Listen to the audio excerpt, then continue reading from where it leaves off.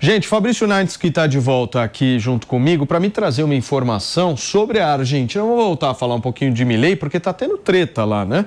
Banco Central está fechado. Explica pra gente. O Banco Central argentino, Paulo, novamente bom dia para você. Olha só, ele decidiu o seguinte, que não vai realizar operações hoje, principalmente envolvendo aquilo que diz respeito ao dólar, para aguardar as novas medidas econômicas do governo de Javier Milei, que devem sair amanhã. O voceiro presidencial, Manuel Agordi, que é o porta-voz do presidente da República, falou o seguinte: o governo de Milei realiza neste momento a primeira reunião de gabinete desde a posse, desde ontem. Nessa segunda-feira, já pela manhã, começaram os trabalhos.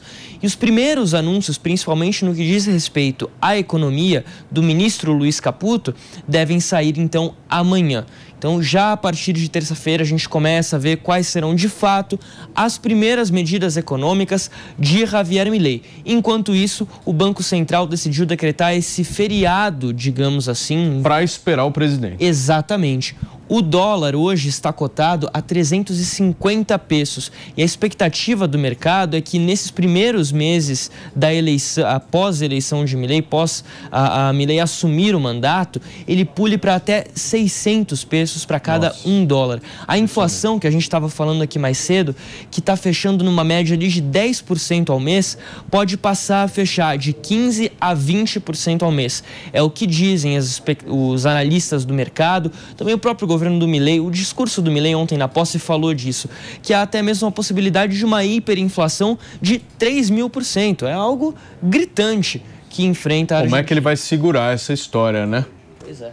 Muito bem. Como é que vocês veem essa história do fechamento do Banco Central? Já é passado, né? Essa questão, eu acho que são medidas de começo de governo, de fato, né? A gente precisa esperar quais vão ser as medidas mais sistêmicas. Eu concordo que deve haver uma preocupação social importante, mas sou da opinião de que é sempre muito mais eficiente você fazer uma transferência direta de recurso para aqueles que mais precisam do que manter subsídio em todas as contas, até porque o subsídio é algo que acaba beneficiando o pobre, mas também o mais rico. Então, é uma medida que, do ponto de vista técnico, é regressiva, que acaba aumentando a desigualdade no lugar de diminuindo. Agora, essas propostas mais efusivas de Javier Milei ficaram no passado, depois que ele fez a metamorfose. O que eu quero entender é o seguinte: a gente pode comparar o Milei com o Macri? Ele vai ser uma espécie de Macri? Pode. Tem muito do Macri no governo. Vocês acham? Tem. Para começar pelo principal ministério, do ponto de vista do discurso dele, que é econômico, com o Caputo. Então, tem o Macri, né? Há quem diga que vai ser novamente um governo tipo do Macri, mas eu acho, na verdade, que ele vai utilizar a experiência do Macri como uma espécie de transição. O PP já falou aqui que o Caputo fica só por um ano. Talvez seja a ponte que ele tenha com o ambiente político, né? Porque ele é alguém que vem totalmente de fora e precisa de alguém que conhece minimamente a máquina para começar inicialmente a fazer um diagnóstico, entender o ambiente e a partir daí começar a implementar. Agora, o PP, eu fiquei pensando, né? Aqui no Brasil, você vê algum político relativamente próximo do que é o Milei?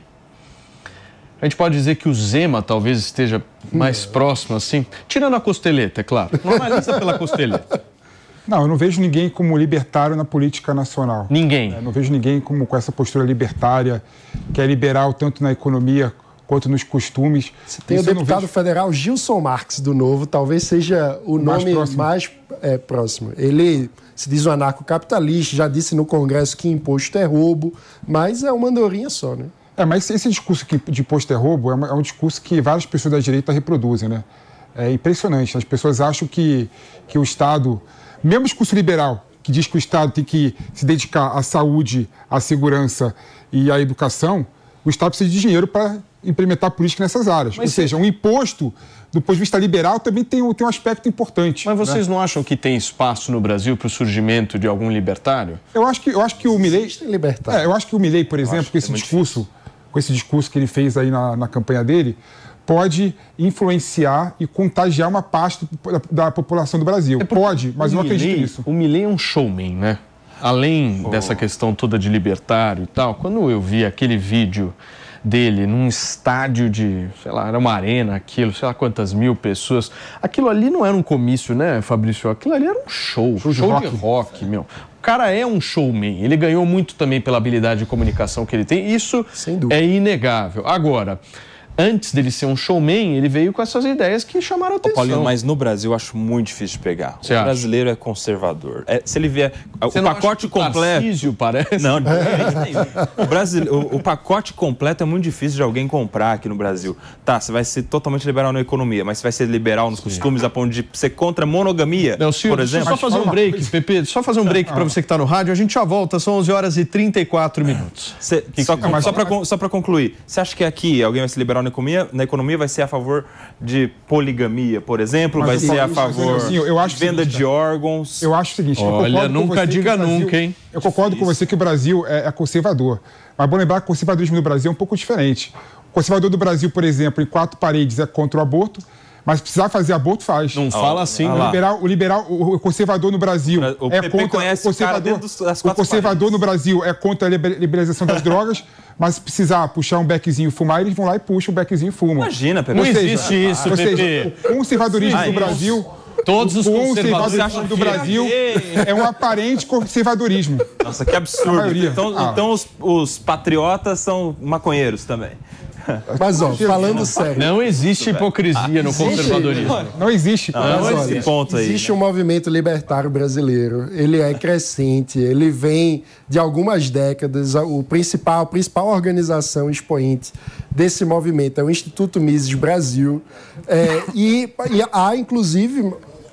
iniciativas do Instituto Mises de formação de políticos. O Gilson Marques, deputado federal do Partido Novo que eu estou mencionando, fez vários cursos no Instituto Mises. Ou seja, existem sim libertários na política brasileira. Essa é uma corrente importante dentro do Partido Novo.